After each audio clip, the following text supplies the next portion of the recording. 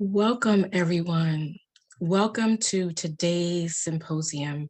Today, we are going to be talking about nuts and bolts of manufactured housing. We're going to be talking about the affordability, access, as well as opportunity. During the symposium, you, the participants, will learn about how the manufactured housing has evolved over the years and how housing counselors can talk with their clients about this affordable housing option. We're excited to share this somewhat what we consider to be mystified topic with you on today as housing counselors. This is generally a topic where housing professionals are looking for some clarity, especially when it comes to terminology that's used to describe this topic. So we're excited to provide this space to discuss the topic with you. We're excited also because it's National Home Ownership Month, and we're extra celebratory because we are celebrating 20 years of recognizing National Home Ownership Month.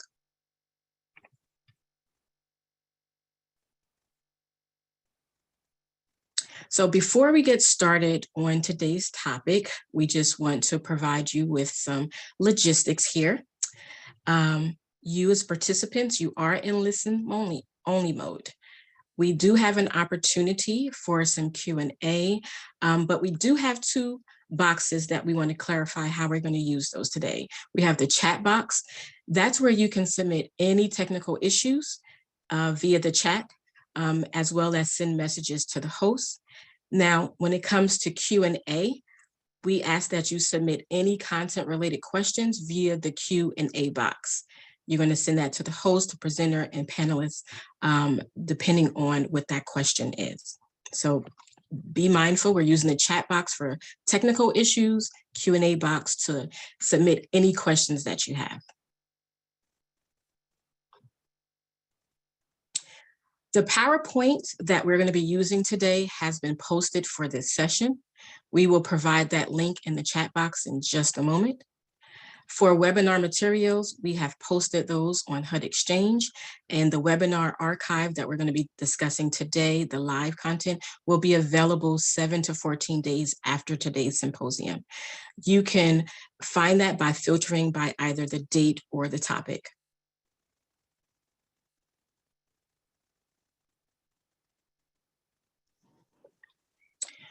For webinar attendance, it is going to be marked following this live symposium.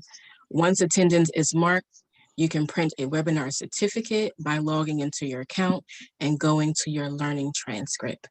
You can select the course name and click print certificate.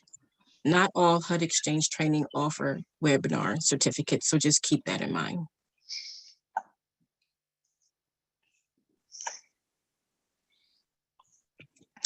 Okay, if you have attended any type of webinar or symposium with us before, you always know that we like to know who is with us on today.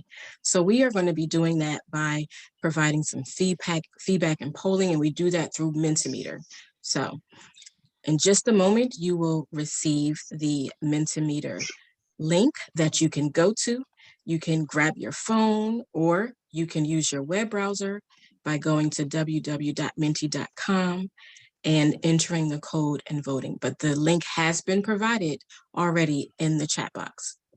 So our first question on today about this particular topic, we'll give in just a moment. And you have the code here at the top if you need to use the code. We see that many of you are with us by pressing the heart button. Our first question is, how familiar are you with manufactured housing and how it is defined? So we have two options here. It's a sliding scale, so not at all familiar or you are extremely familiar. So once again, we just like to know exactly who's with us on today and your knowledge level on the topic that we are going to be presenting on. So it looks like quite a few of you have been answering. Thank you so much for the feedback. And we're right there, almost kind of smack dab in the middle. as far as the familiarity of those that are with us on today? Oh, okay. Thank you for the feedback using Mentimeter. We have another question for you that we'd like to ask.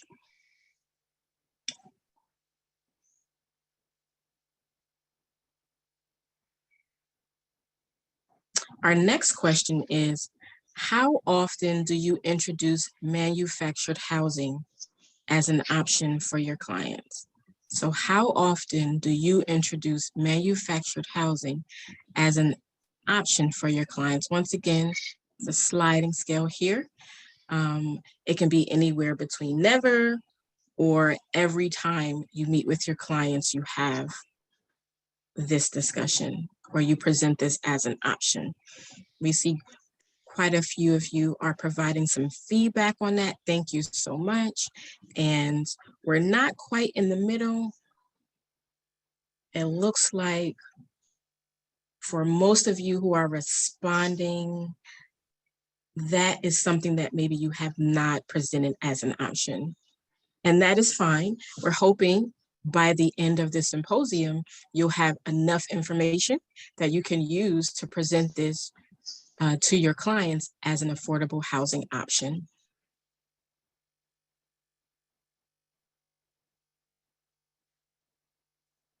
Okay, we'll give a couple more seconds for anyone who has not had the opportunity to respond. Looks like we still are receiving a few responses.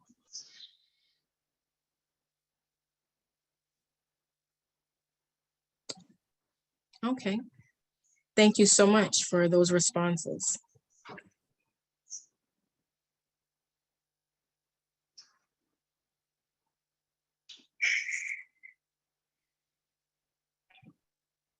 Okay, so who is going to be speaking today? You have myself, Sid Alvarado, as well as my colleague, Scott Ledford. We are both with ICF, and we are the technical assistance providers to HUD's Office of Housing Counseling. We also have Jason McJury, who is the Deputy Administrator with the Office of Manufactured Housing. And then we have Kelly Fleck, Vice President of the Next Step Network. All will be presenting some great information on this topic. So what are we going to talk about today during our time together? We're going to start off with a HUD introduction. We have Jerry Mayer with HUD's Office of Housing Counseling and Teresa Payne with HUD's Office of Manufactured Housing. We are also going to be talking about the evolution of manufactured housing. We're going to have some discussion on financing opportunities. And then one of my personal favorites, we're going to be talking about myths about manufactured housing, because there are a lot of myths that really surround this product. We're also going to talk about HUD's Housing Counseling Certification exam updates. So for those of you who are in preparation of taking the exam, we have some updates that we want to bring to your attention and discuss with you. And as always, we like that you have resources. After we have today's discussion, you may have some additional questions, and we like to provide some resources that may be able to answer some of the questions you have. And then we have an opportunity for Q&A. As I stated before, we do have the Q&A box so that you can present your questions there. You don't have to wait until the end of the presentation. You can actually present any questions that you have throughout it. So that way it's already in queue. And then we'll have some time to answer those questions that you have during that designated time. Now, I'm going to hand it over to Jerry, who's going to provide us with a welcome and give us some things to consider as we listen to this great info that is going to be provided. Jerry? Well, thank you, Sid, and welcome to everyone joining today's webinar. Manufactured housing has been an affordable housing option since the 19th century. Back then, a prefabricated home could be ordered from a catalog and shipped across the prairie by covered wagon for a homeowner to assemble right on their own homestead. Today's consumers continue to enjoy a wide array of manufactured housing choices and financing options to choose from. Manufacturers are building superb quality homes featuring technological innovation, cutting-edge design, and greater affordability. Manufactured homes are clearly a worthwhile housing option for consumers to consider.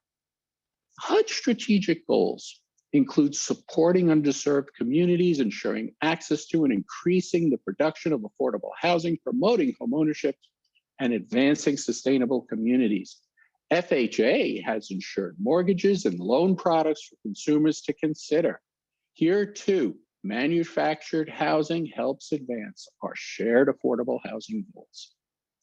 This webinar will help housing counselors learn about manufactured housing and financing options so that they can help their HUD clients make well-informed affordable housing choices. So without any further ado, I'll turn the mic over to Teresa now to take us through the rest of the program. Thank you, Jerry. I would turn on my video camera, but it doesn't seem to be working today from the office. So I will just get right into it. So my name is Teresa Payne.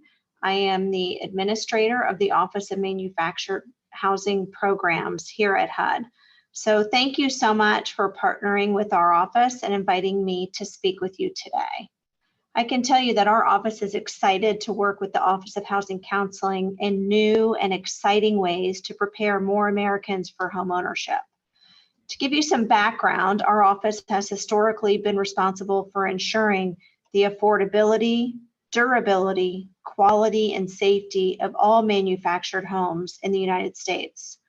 Since 1976, we've accomplished that by creating and updating the HUD Code, which is the only nationwide federally preemptive building code in America.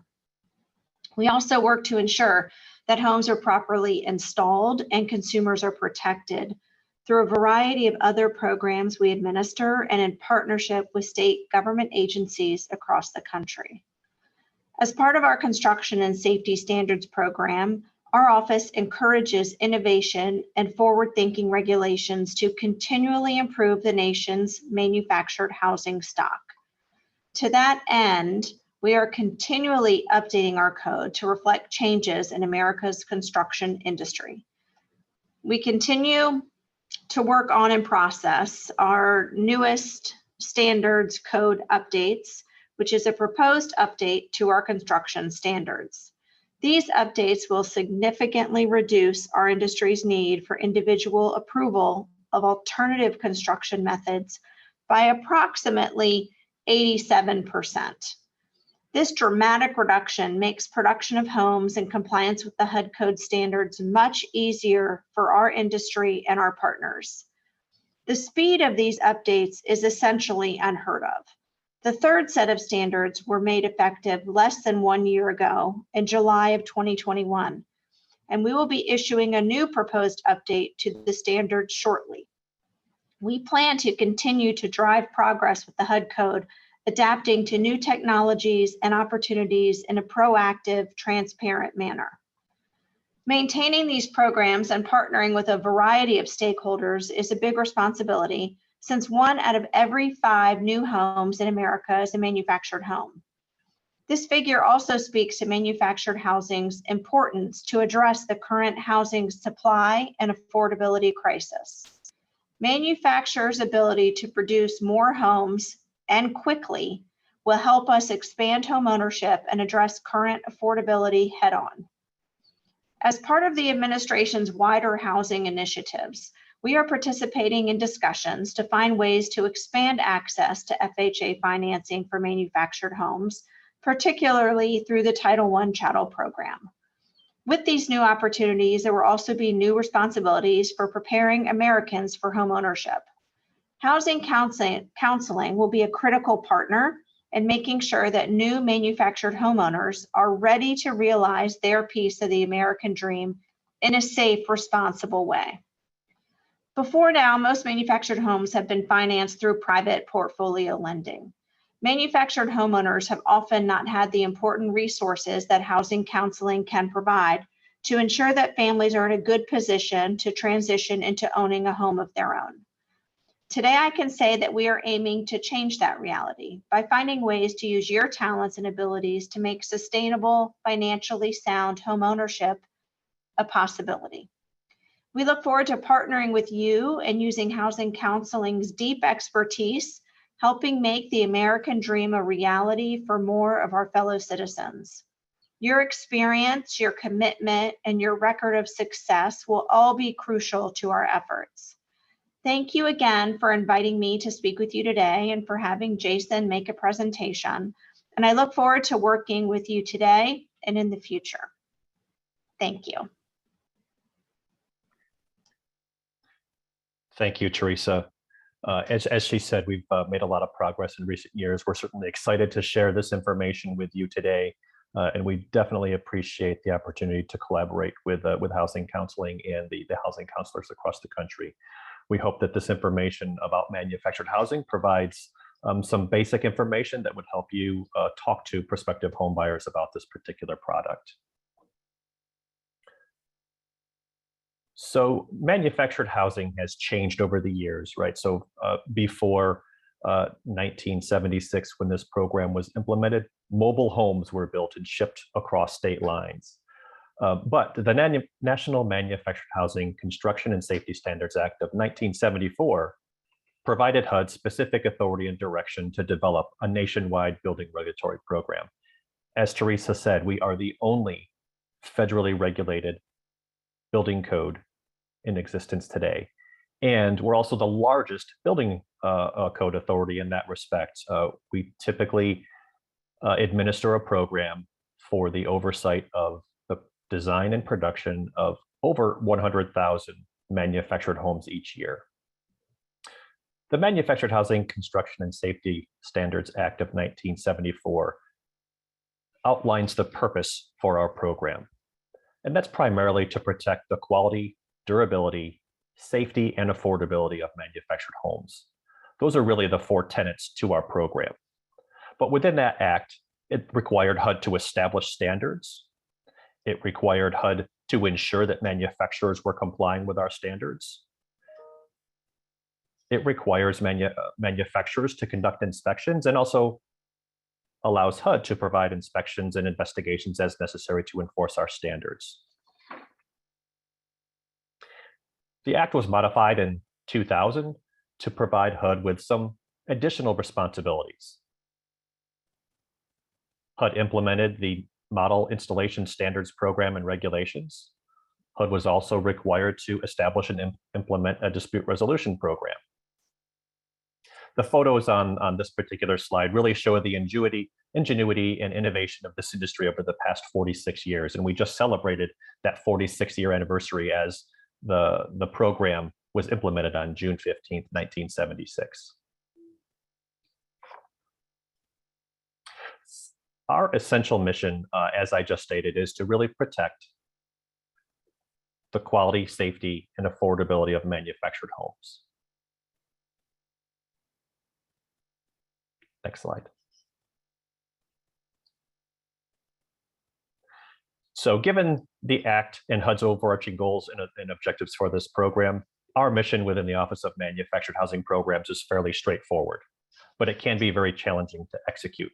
We execute this mission of overseeing this industry with a very limited number of HUD employees operating out of the Washington, D.C. headquarters, but we also have some contractors that help us out to carry out this essential mission.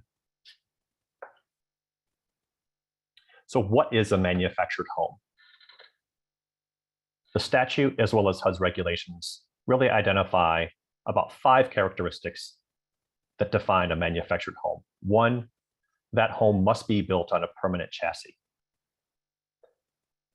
The home must be designed as a dwelling unit, must be designed for use to be installed on or without a permanent foundation, has to contain all of the systems required for a dwelling, such as plumbing, heating, air conditioning, electrical.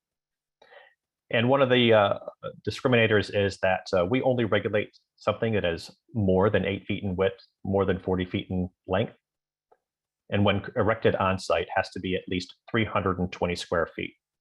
So I want to make clear that our program does not cover regulation of modular homes, which can also be built in a factory, and we also do not cover recreational vehicles.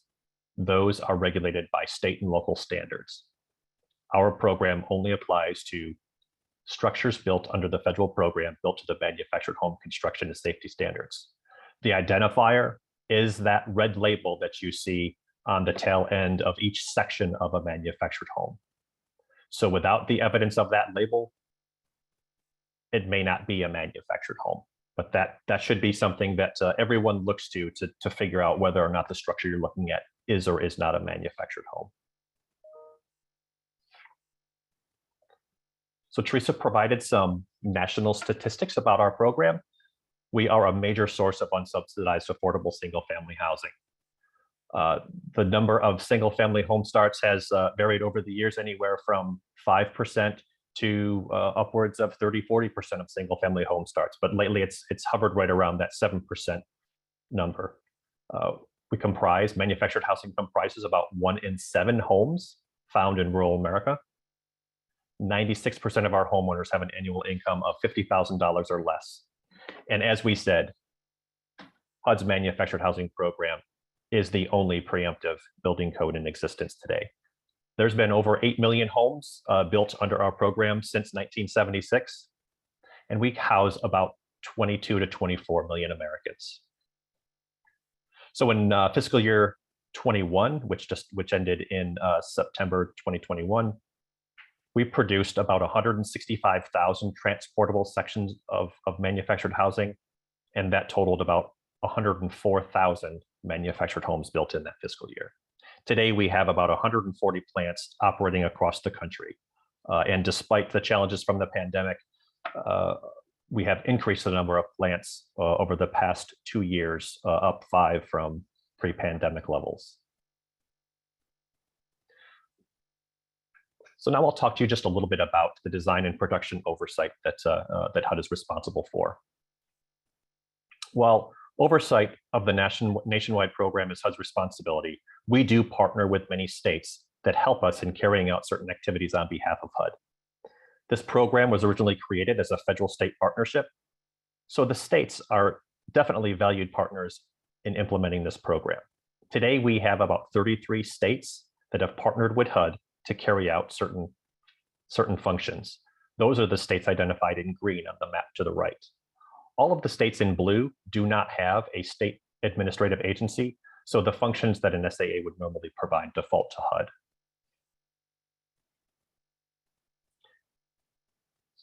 Similarly, there are requirements for home installation oversight.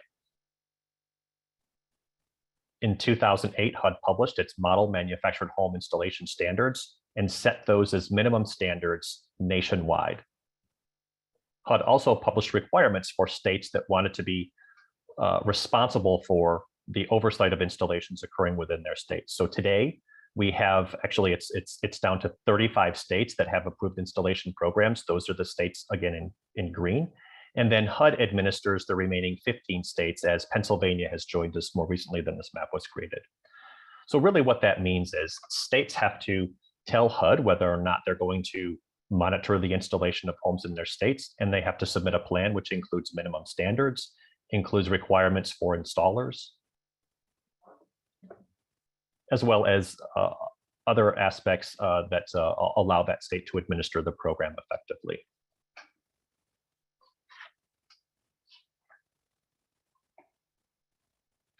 As Teresa said, we're working hard to update our building code, and she mentioned updates that were published in the past year regarding the manufactured home construction and safety standards.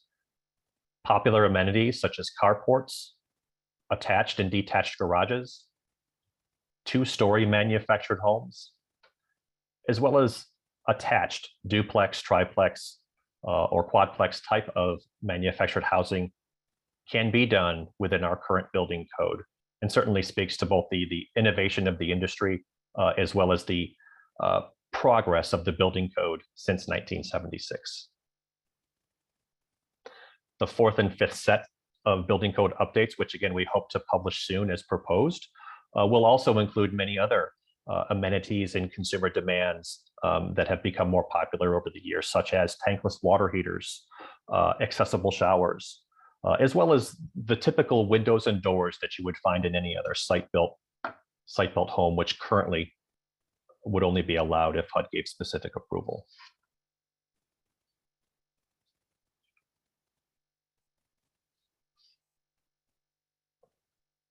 HUD also has consumer support programs, and if there is an issue that a consumer is experiencing, and again, depending upon the seriousness of that issue, and if that issue was introduced into the home through the design or production process, that manufacturer is under an obligation to fix that particular issue, and that protection extends for the life of the home.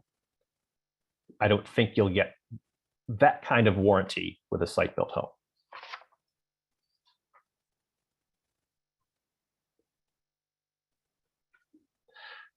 So in our administration of the program, we have various phases that offer aspects of consumer protection throughout our regulatory oversight of the industry. So first, the home has to be designed. Those designs integrate many consumer requested options. And then those designs have to get submitted to a HUD-approved design approval primary inspection agency. That inspection agency is solely responsible to review that design and make sure that it conforms to our standards before they put their stamp of approval on it. Once they put their stamp of approval on it, that design can then be used in the production of homes. The manufacturer has a regulatory responsibility to inspect every part of every home that they manufacture. And then HUD also has another third party that it specifically approves to be HUD's eyes and ears in that production facility. That's called what we call an IPIA, Production Inspection Primary Inspection Agency. That IPIA has a responsibility to oversee the manufacturer's quality assurance program happening throughout the building facility. And they also have a responsibility to inspect each transportable section in at least one phase of its production. But every time they go into a production facility, they have to look at the entire production line. So once that home gets inspected by the manufacturer, has the appropriate IPIA inspections, that manufacturer can then put one of those certification labels at the tail section of the home, indicating that to its knowledge and belief, that manufactured home complies with our standards. And then that bears is really the birth certificate for that home and provides evidence that this home was built under our federal program. Once that home is labeled, it's shipped to somewhere across the country, and then it's subject to the installation program, whether it's a program administered by HUD or a program administered by a state agency. Those homes are installed by licensed installers under the purview of either that HUD or state program. And then upon occupancy, the consumer may have specific issues that need to be fixed. They sometimes work with a retailer, sometimes working with directly the manufacturer to get those issues remedied through our consumer protection support. So in addition to that regulatory process, there's also other post-purchase consumer remedies that are available. As I said, many times a consumer, when they find an issue, will immediately report that to the retailer and or manufacturer. And then it's up to the manufacturer and retailer to work out how those issues are going to get corrected. And they many times voluntarily correct those issues. If for whatever reason that consumer is not satisfied, they may submit a complaint to a state-based consumer complaint program. And then if those issues aren't resolved in a timely manner, sometimes those issues get elevated for addressed by the state administrative agency or HUD, depending upon the state in which that home is located and the state in which that home was manufactured. Sometimes the complaint is found to be caused by the home's manufacturer and introduced into many homes. If that's determined, the manufacturer has a responsibility under our subpart I, notification and corrective campaigns, to actually investigate how many homes, specifically which homes were affected. And then depending upon the seriousness of the issue, they may have to correct each and every home found to be included in that particular notification and corrective campaign. And there are timelines too. Lastly, any party that's involved in resolution of a consumer complaint, if they don't feel that complaint is properly handled, they can submit that for what we call a dispute resolution. And again, states have the option to run a dispute resolution program. There are 25 states that run those dispute resolution programs. And if they're in one of those 25 states that do not have one, then that responsibility defaults to HUD. But manufacturers, installers, and retailers can submit a dispute resolution request, and then HUD would mediate, or the state would mediate a resolution of those particular issues.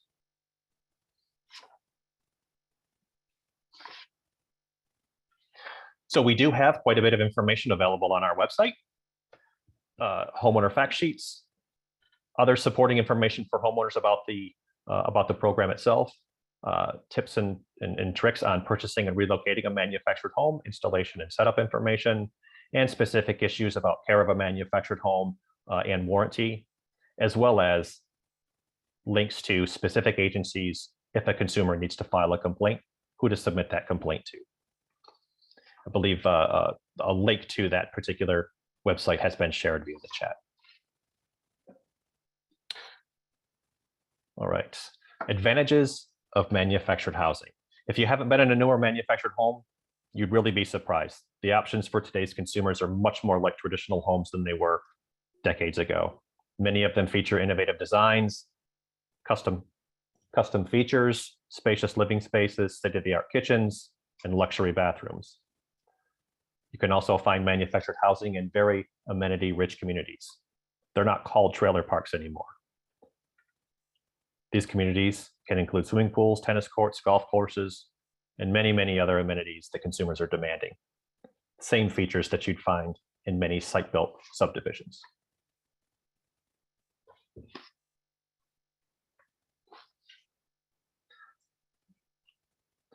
So why consider a manufactured home? Again, today's homes are built to our federal building code, and they provide outstanding quality and performance at a very reasonable price, as much as 50% less than the same per square foot cost of a site-built home. That certification label attached to the exterior indicates that that home has undergone one of the most thorough inspection processes in the home building industry, from the manufacturer's inspections to HUD's approved third-party inspections.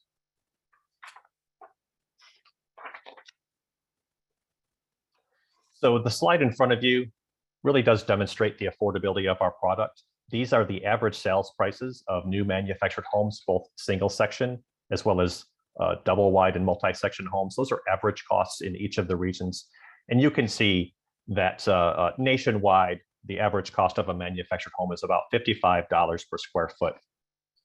And that's about 50% of the per square foot cost of a site-built home. And that is a major cost advantage. Nationwide, the average cost of a manufactured home in April was about $100,000, according to the US Census Bureau. And the average cost of a site-built custom home, on the other hand, was more than $350,000. These costs do exclude land acquisition costs, though, but for any given location, they should be comparable. Manufactured homes can also be customized to feature the same luxury amenities found in any other traditionally site-built home, including high-end amenities like granite countertops, artisanal fixtures. Consumers have the ability to customize these manufactured homes to fit their needs and preferences. They feature a variety of exterior architectural styles, finishes, and many of them, as I said, have the same luxury amenities that can be found in a site-built home.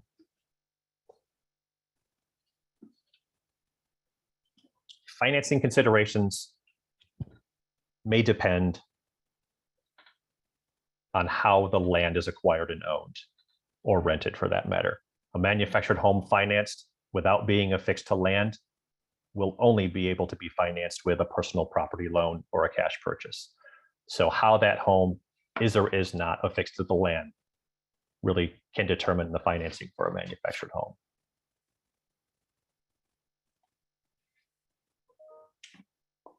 Real property loans are typically available only to real estate that's taxed and titled as real estate. For those local governments that treat personal property, even if a homeowner owns the land, they may not own the land underneath it. And in those cases, those manufactured homes are only financed with a personal property loan.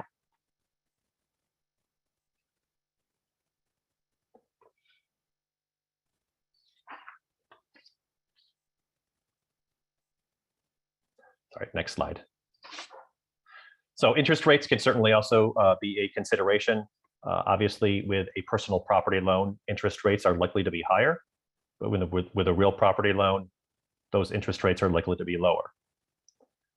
The factors that determine interest rates could certainly be the amount of the down payment, the terms of the loan, the site location, and borrower's credit. And interest rates are generally higher on loans without insurance, such as FHA and VA insurance. Next slide sets forth some standard criteria that most standard bank financing have. So in order to be eligible for real property financing, homes must be placed on a permanent foundation. The land must be titled as real property.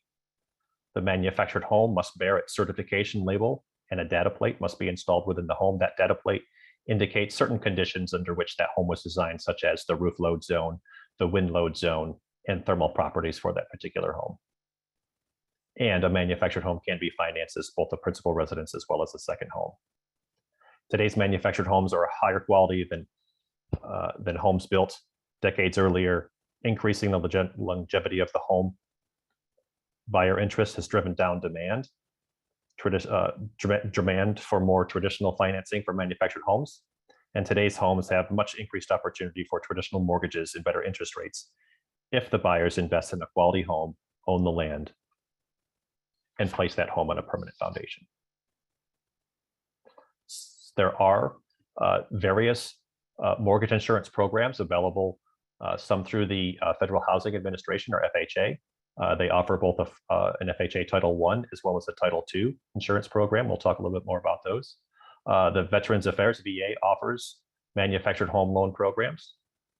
And USDA also has manufactured housing programs. So under FHA Title I, again, this is a personal property type of loan, and that may finance the purchase of the home and or the lot. Borrowers are not required to purchase or own the land in this case. They may lease the lot, and specific loan limits and terms would apply.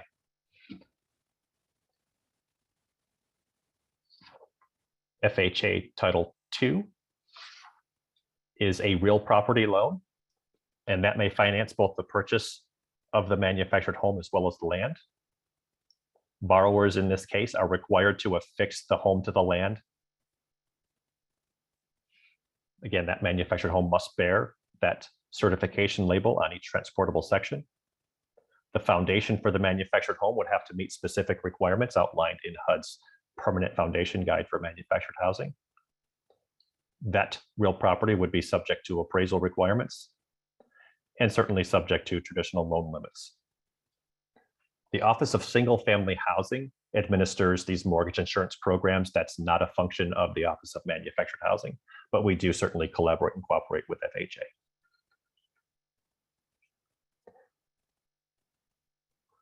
GSEs, government-sponsored entities, also have manufactured housing loan programs. Fannie Mae has its MH Advantage program, and Freddie Mac has a Choice Home program.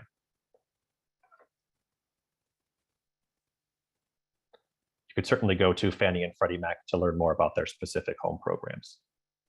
So this is, again, is just a picture of one of the contemporary manufactured homes built under our program.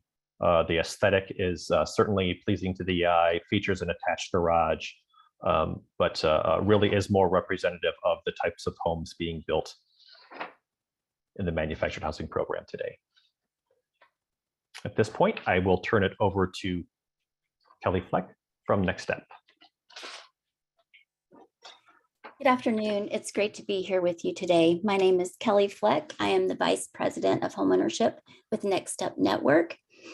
And next up is a national nonprofit whose mission is to put sustainable homeownership within reach of everyone while transforming the manufactured housing industry through consumer education and energy efficiencies. We believe in manufactured housing done right. Next slide, please. Manufactured housing done right includes helping families gain access to high quality, energy efficient homes and creating prepared and supported home buyers. Next.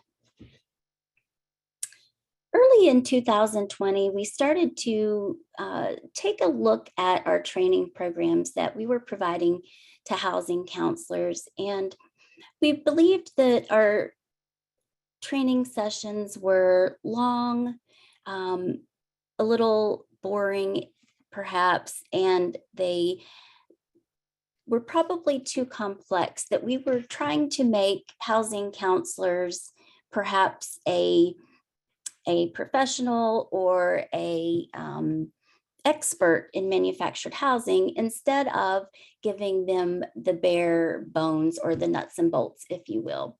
And so we decided to take a deeper dive and to learn what the attitudes were of counselors and consumers and what it would take to move them from being skeptical to confident. And what we learned, the key takeaway is that counselors really lack education and confidence when advising consumers in making financial decisions when it comes to factory built homes. Next.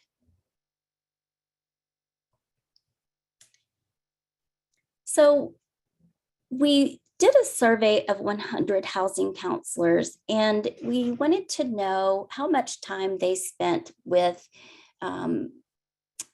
manufactured housing with their clients or in their homebuyer education workshops.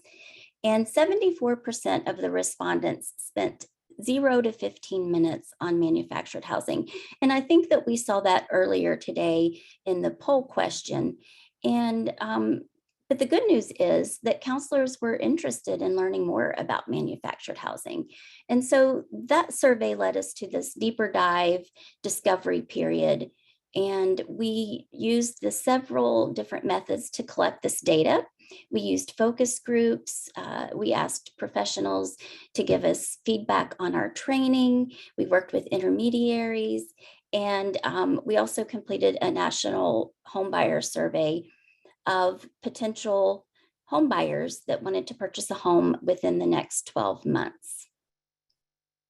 Next. And the feedback that we received from this discovery is that there are quite a few negative perceptions, and we can't minimize that. We learned that we really need to address these concerns head on and not to kind of glide over them. We learned that our training was too complex, that counselors need to have access to training in real time in multiple formats, and they needed resources available at their fingertips in real time. Next. We also learned some surprises. We know that the stigmas are real and that we needed to address the negative attributes head on. And we also needed to provide a value proposition for counselors to consider promoting factory built housing as an affordable option. And so we learned that there are still a lot of concerns out there. In these next few slides, we're going to talk about some of the myths or concerns that counselors have. Next. The first concern was that manufactured homes or factory built homes are the same as a trailer or a mobile home. Well, the fact is mobile homes and trailers are mobile dwelling units that were built prior to 1976. Manufactured homes are built to the HUD code. They're placed on a permanent foundation, and they're not really meant to be moved once they've been placed. And I just want to point out that these homes are no longer being constructed. The next concern is that the homes are less expensive because they're poorly made or constructed with cheap materials. The fact is that homes are built in the state-of-the-art climate-controlled factories using the same materials that you can find in a site-built construction home. Manufactured homes are less expensive due to the construction efficiencies that can be found in a factory. Next. There was a lot of concern around safety and durability. And the fact is that HUD regulates the design, and we learned that from Jason earlier. And HUD makes sure that the home meets the regional standards for strength and durability and energy efficiencies, fire safety, and quality control. The HUD code was revised in the 90s to improve the wind resistance in hurricane areas as well. And as Jason mentioned, these building codes are going to be updated once again. And next slide. The next concern was around energy efficiency, and because the quality of the home, that the house couldn't be efficient. Well, the fact is, manufactured housing can be built to Energy Star standards. The home itself is energy efficient and includes upgraded insulation packages, low thermal pane windows, and a programmable thermostat. And even today, there are advancements being made towards a zero net energy factory built home. Next slide. There was a lot of concern about appreciation that we discovered as well. And many folks believe that this is not a good investment because the home will not appreciate in value. But the fact is, when manufactured housing is done right, on the proper foundation and maintained properly, the home can increase in value at the same rate as a traditional site-built home. Next slide. And the last common misconception was that manufactured homes are hard to finance. And the fact is, there are many products that are available. Scott discussed many of the options. There's FHA, VA, USDA, and the GSEs have created their loan products as well to put manufactured housing on par with site-built construction. So I want the counselors to realize that there are tools and support available to you out there. If you could move to the next slide, I'll give you an example of some of the support that is available.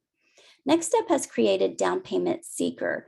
This tool can be located on the Next Step website under the Resources tab. This is a tool to connect buyers to down payment assistance for manufactured housing. We partnered with Down Payment Resources. It's a national search engine that identifies down payment assistance programs that allow MH for a down payment assistance program.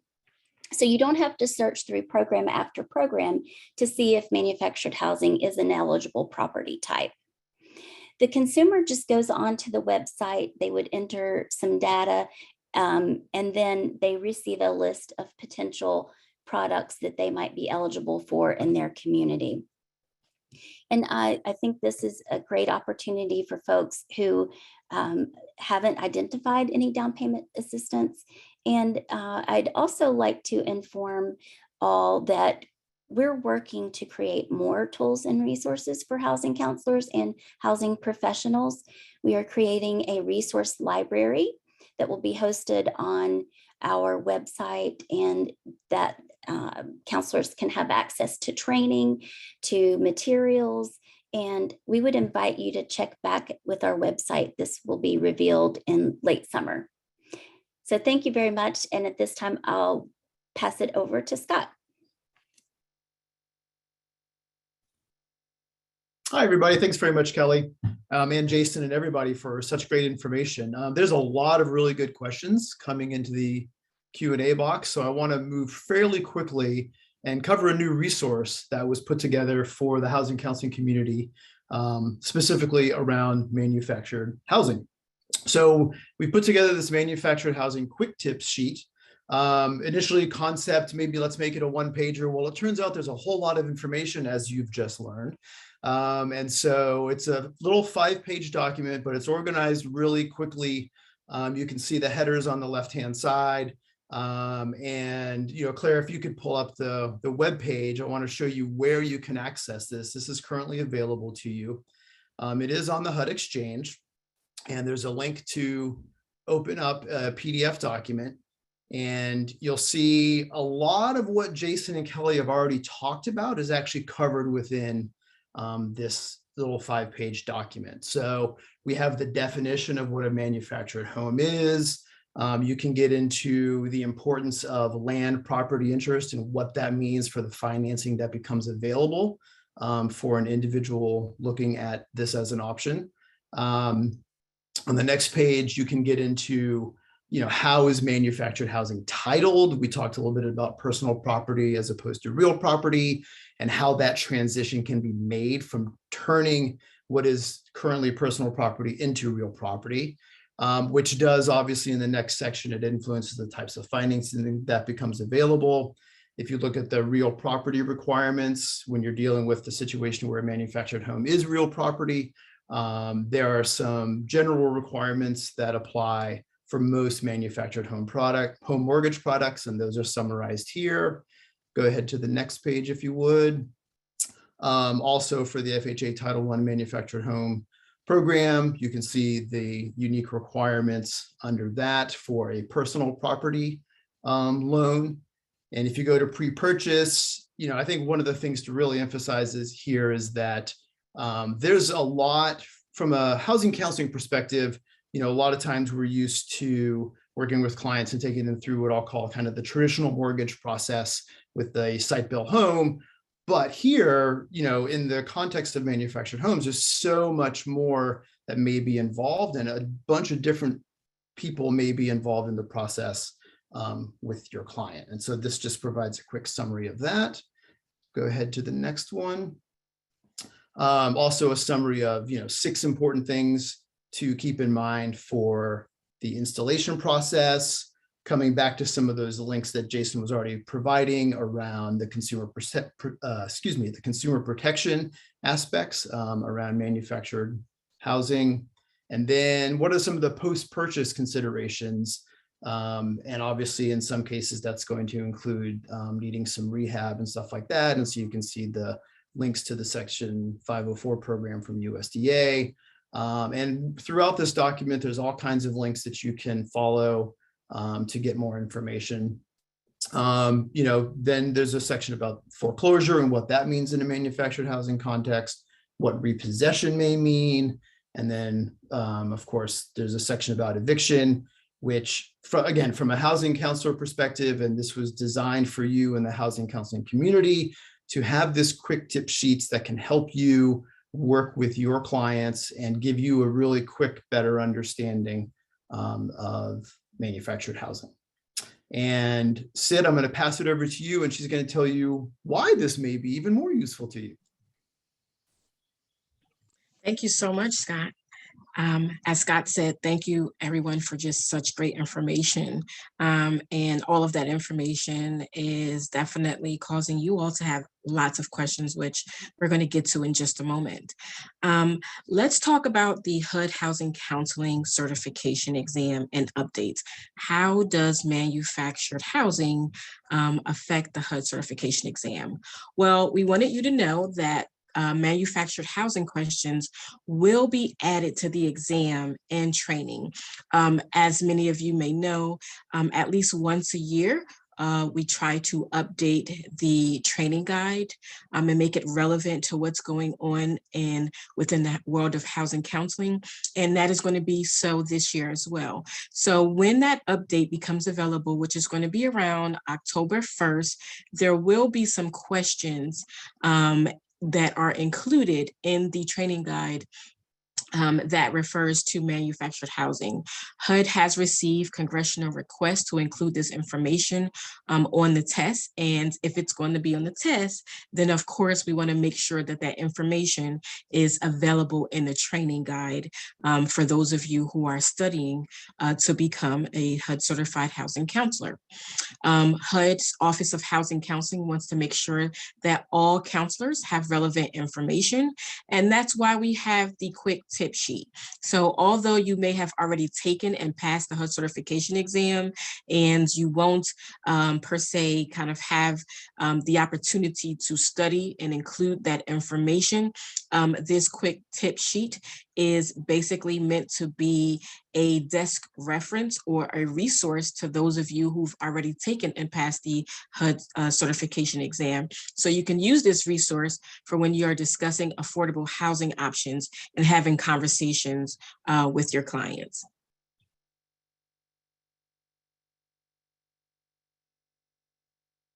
Resources. We always want to make sure that you have resources. As I mentioned in the beginning, after this symposium is over, many of you have questions, and for a lot of the questions that you have may be already addressed in the resource.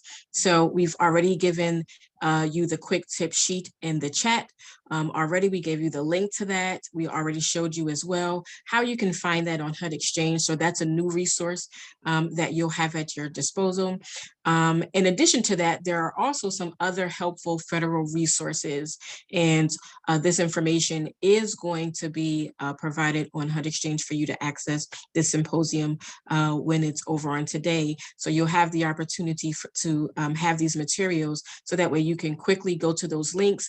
There's information on HUD's Office of Manufactured Housing, FHA Resource Center, the FHA Title I program, Fannie Mae Manufactured Housing Advantage, Freddie Mac Choice, because many of you, there's been some questions already in the Q&A box about financing. And so we have provided that information for Fannie, Freddie, VA, as well as USDA. So definitely take the opportunity to go over those resources after today's symposium that can answer a lot of your questions, but also kind of expand on some of the things that we discussed on today.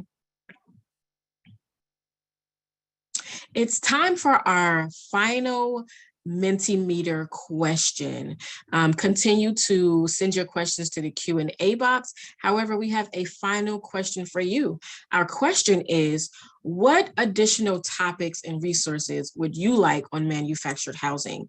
As you can see, there's a lot of information that we provided on today. But in addition to some of the things that we talked about, we want to know and hear from you. We often take this information, okay, and we use this information to inform us on future symposiums and webinars and trainings. So definitely, this is an open-ended question here, an opportunity for you to kind of give us some feedback on some things that may not have been discussed today, some resources that may not have been given today. What would you like to know about manufactured housing that was not discussed today? So it looks like many of you you've already had that at the top of mind, some things that you want to know about, and you are chiming in, you're letting us know. Thank you so much. We're going to continue to keep this open, so that way you'll have an opportunity. Maybe you need a couple of more seconds to maybe think about some things that was not already discussed. So take the opportunity. As I said, this does not fall upon deaf ears. We definitely take this information and we use it to inform us on future training opportunities. So it looks like there's a couple of common themes here.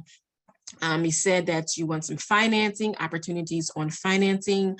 It looks like there's a response on ADU. I'm not sure if everyone knows what ADU is. So if you have an opportunity to kind of maybe spell that out, that would be great, just so that we're all on the same page. Financing seems to be a continual common theme here. I see step-by-step information on consumers, what they can do. So maybe you're talking about some type of a tool where consumers know exactly what to do if manufactured housing is something that is of interest to them. how do you get started? So that's another kind of common theme there. So quite a few of you, financing is continually throughout here. Okay. See, someone says they feel like the webinar has been pretty helpful. Thank you so much. We love to hear that. You want to go down a little bit more clear? Okay, design, use in urban areas. Okay, so looks like there's a lot about the area of financing. So thank you so much for taking the time to answer. We will continue to keep this open as I stated. But now we're going to take some time to go over to our Q&A. Box. Many of you have submitted some questions. Some of them I think may be a little reflective to your answer, our last Mentimeter question, which is fine.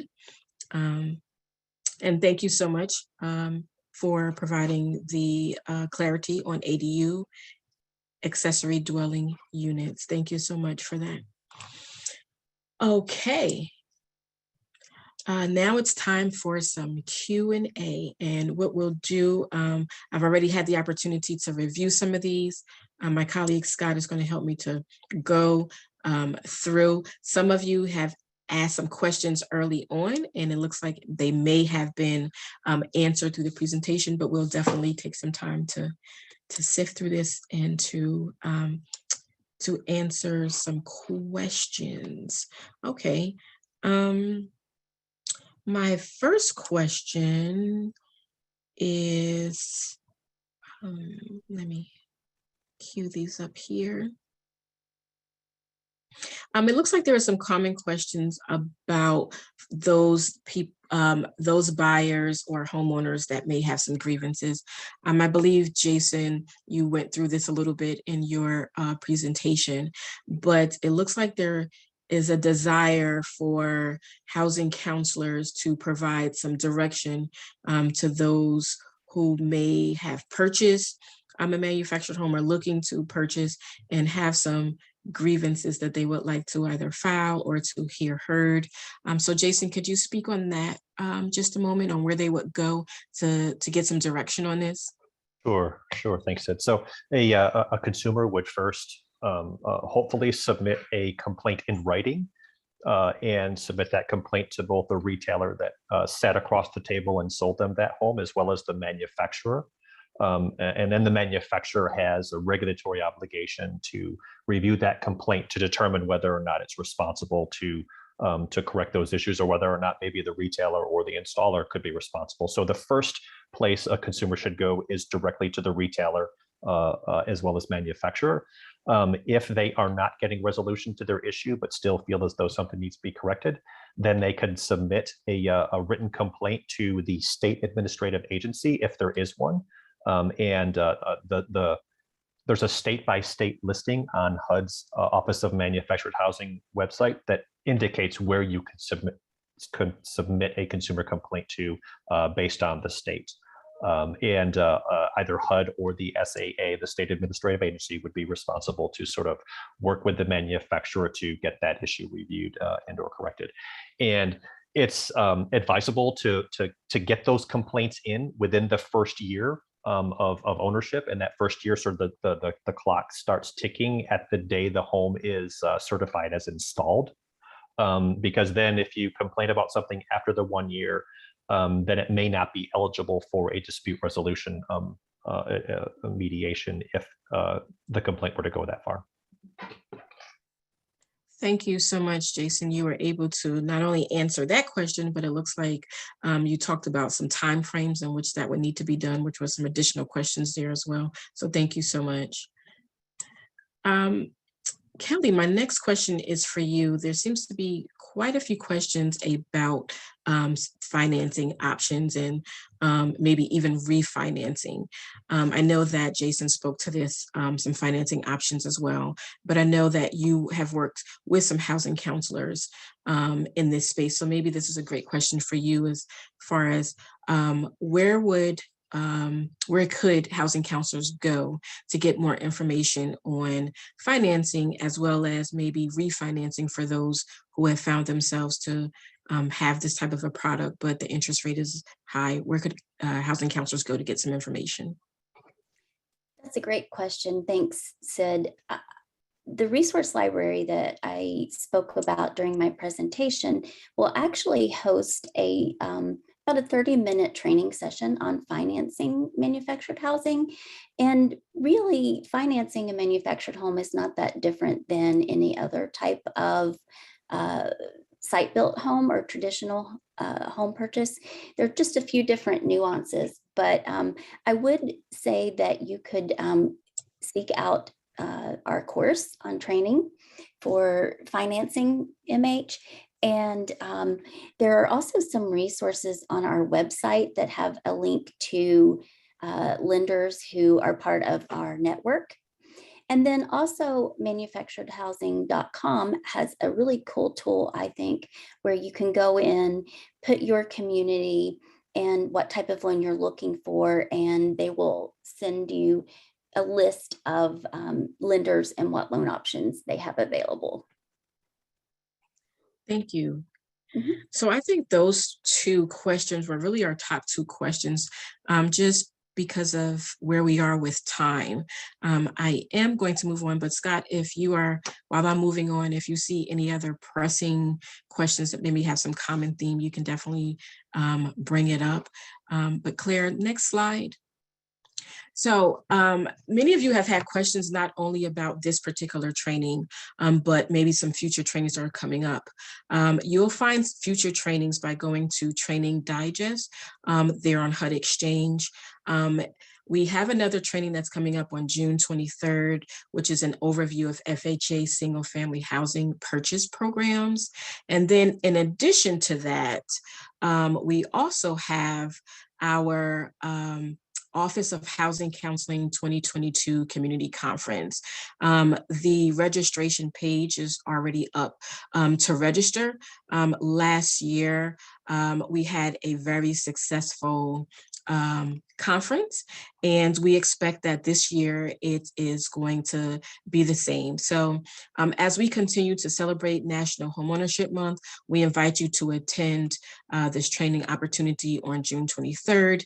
And then in addition to that, we do invite you to register for the OHC 2022 conference that will be August 9th through the 11th. There's going to be quite a few topics that are going to be covered in this year's conference. And we are really excited about that and would love for you all to go ahead and register so that we could see you there at the conference. Was there any other pressing questions, Scott, that you felt we could answer in the next minute or so? But we are a little bit over on time. Yeah, I see we're a little bit over on time. And the one thing I think, there's a lot of dialogue happening in the Q&A around what I'll summarize as definitional issues. So, what is a manufactured home? And Jason, I think you covered this pretty well. But maybe if you could just come off mute and we could just chat for a moment about what does it mean to be a manufactured home? And then we have this concept of an ADU, and we have tiny homes. And Jason, I think, if you can just focus on what does it mean to be a manufactured home, then I might pick up a little bit of the conversation from there. Sure. So a manufactured home, as I talked about in one of the very first slides, has a very specific definition. It has to be built on a permanent chassis, has to include all of the specific utilities, does not have to be built for a permanent foundation, but can be.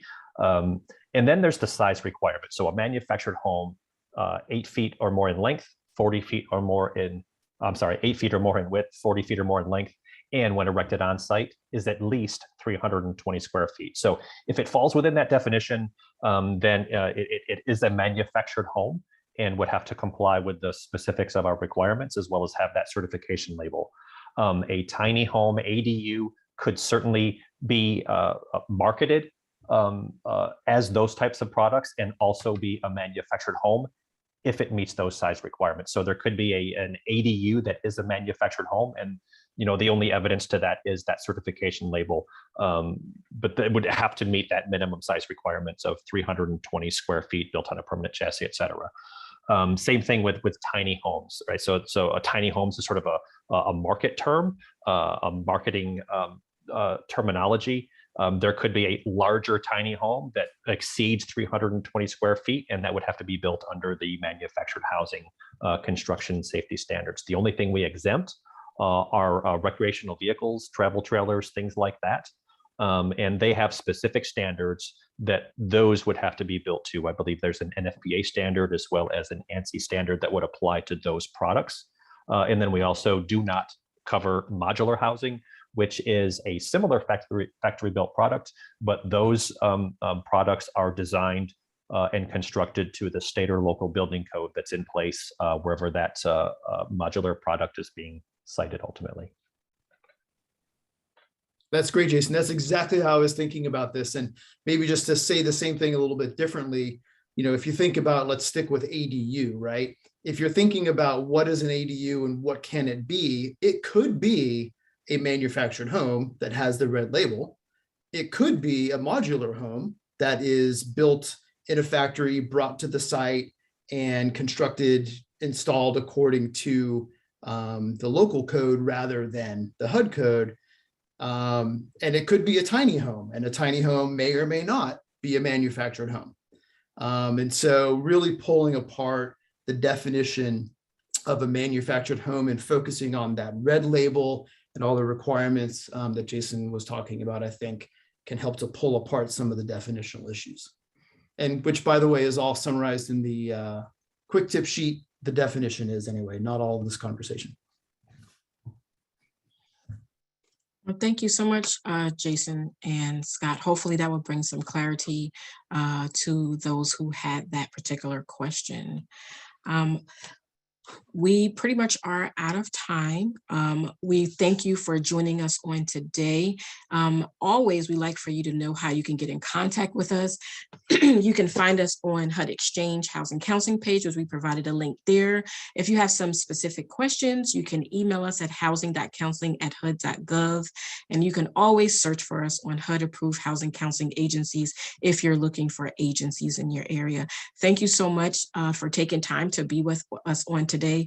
We really hope that this information provided some clarity to you, as well as the resources will help you to have some conversations with your clients about manufactured housing and using that as an affordable housing option. We look forward to seeing you on future training opportunities. And until then, we hope that you have an awesome day.